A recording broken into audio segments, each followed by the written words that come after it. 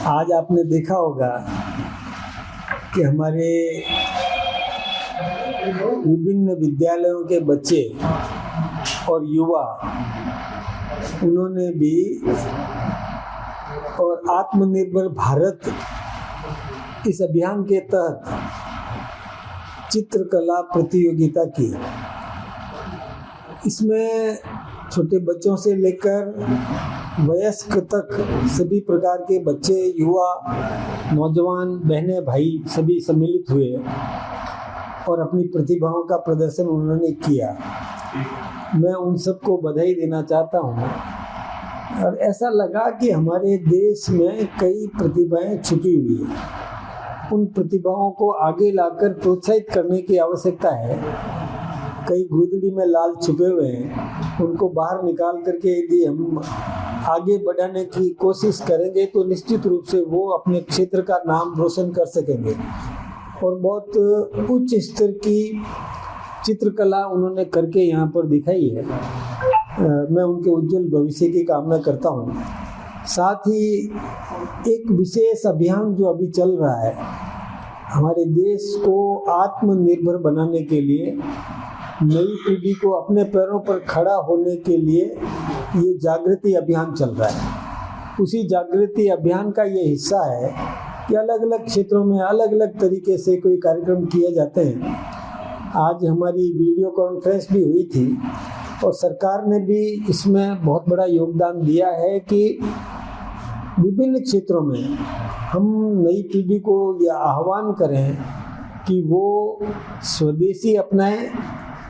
और हमने उद्यमियों को भी प्रेरित करने की कोशिश की है कि जो अच्छी से अच्छी वस्तु जो दैनिक उपयोग में आती है, विदेश का कोई भी प्रकल्प यदि बनाता है आकर्षक, अच्छी, तो उसका एक विकल्प हमारे हिंदुस्तान में तैयार होना चाहिए। हमारा उद्यमी उसका विकल्प तैयार करके दे, चाहे उसकी कीमत से संबंधित, एक उसकी गुणवत्ता से संबंधित, आकर्षक, उपयोगी, ड्यूरेबिलिटी, इन सब का ध्यान रख करके वो अपना उत्पाद तैयार करे तो निश्चित रूप से आम नागरिक को एक विकल्प मिलेगा। हम चाहते हैं कि आम नागरिक को विकल्प मिले ताकि वो विदेशी वस्तुओं की ओर आकर्षित नहीं हो। उसे सुंदर वस्तु हमारे यहाँ का उद्यमी तैयार करके दे तो फिर वो बाहर नहीं जाएगा।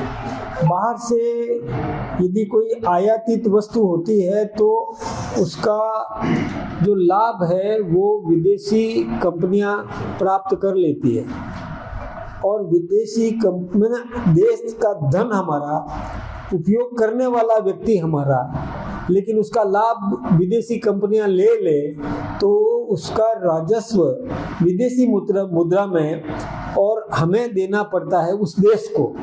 तो ये हमारे देश की एक हानि है। यदि हम स्थानीय उत्पाद का उपयोग करेंगे तो मेहनत हमारी, मार्केट हमारा, उत्पादक हमारा और उत्पादित वस्तु हमारी, तो और बेचवाल हमारा, यानी मार्केट हमारा, दुकानदार हमारा, तो वो राजस्व भी हमारे हिंदुस्तान में रहेगा, उसका लाभ भी हमारे हिंदुस्तान के व्यक्ति को मिलेगा और वो राशि टैक्स के रूप में या किसी भी रूप में सरकारी खजाने में जाएगी तो वो हमारे देश के विकास में काम आएगी। इसलिए हमारे ये जो जागृति अभियान हम चला रहे हैं वो इसी निमित्त है कि हमारी नई पीढ़ी, नेक्स्ट जनरेशन, जो हमारी नेक्स्ट जनरेशन जो है वो आत्मनिर्भर बने, अपने पैरों पर खड़ी हो, किसी पर निर्भर नहीं करे। उसको कोई आर्थिक संघर्ष जो होता है, जिसको इकोनॉमिक वार कह सकते हैं, इकोनॉमिक वार में भी वो पिछड़े नहीं, देश समृद्ध बन सके। तभी जाकर के जो हमारे देश के प्रधानमंत्री आदरणीय नरेंद्र मोदी जी ने जो आह्वान किया है कि 2047 में हम विकसित भारत के रूप में हम अपने देश को खड़ा करना चाहते हैं, तो इसके लिए अलग अलग प्रकल्प हम चला रहे हैं, अलग अलग प्रयोग हम कर रहे हैं, जागृति अभियान तैयार करने के लिए कर रहे हैं। तो एक नई पीढ़ी आज आई है। कल का भारत जिनके हाथों में सुरक्षित है, जिनके हाथों में रहेगा, वो पीढ़ी आज आई है और उन्होंने अपनी प्रतिभा का प्रदर्शन किया है। तो निश्चित रूप से हमारी प्रतिभा निखरेगी, जागृति अभियान चलाएगी, हमारे देश को समृद्ध करने में बहुत बड़ा योगदान देगी।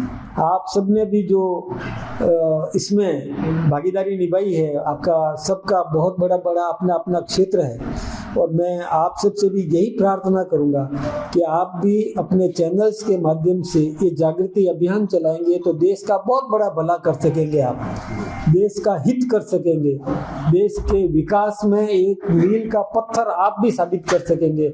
इसलिए मैं आपसे फिर से प्रार्थना करना चाहूँगा कि आप भी इस अभियान में अपनी भूमिका निभाएं। धन्यवाद। क्या कहाँ कोई पेच फंसा हुआ है? क्यों? नहीं, कोई पेच नहीं फंसा हुआ है। देखिए, दोनों पार्टियों में रात दिन का अंतर है। कांग्रेस और भारतीय जनता पार्टी में बहुत बड़ा अंतर है, या अन्य पार्टियों में भी बहुत बड़ा अंतर है। वहाँ पर तो जिस दिन वो उम्मीदवार चुनाव हारे, उस दिन से वो इस कोशिश में लगे रहे कि ये कैसे बिल्ली के भाग का छींका गिरे और मैं उसमें मलाई खा जाऊं, और तब से वो लगे हुए हैं। और उम्मीदवार भी स्वयं में घोषित थे और मजबूरन कांग्रेस ने घोषित भी कर दिया, बताते हैं, मैंने सुना है। हमारे यहाँ आंतरिक लोकतंत्र है, हमारी पार्टी में आंतरिक लोकतंत्र है। हमारे यहाँ पर सभी नेताओं से मशविरा किया जाता है, जनमत सर्वे किया जाता है, जन अपेक्षाओं के अनुरूप उम्मीदवार देने के लिए हमारा सर्वे अभियान चल रहा है। इसके साथ ही हमारी कोर कमेटी बैठेगी और कोर कमेटी में विचार मंथन होगा, सबके भावनाओं का समावेश होगा और फिर निर्णय होगा। दोनों में बहुत बड़ा फर्क है। वहाँ पर डिक्टेटरशिप चलती है, हमारे यहाँ पर आंतरिक लोकतंत्र है।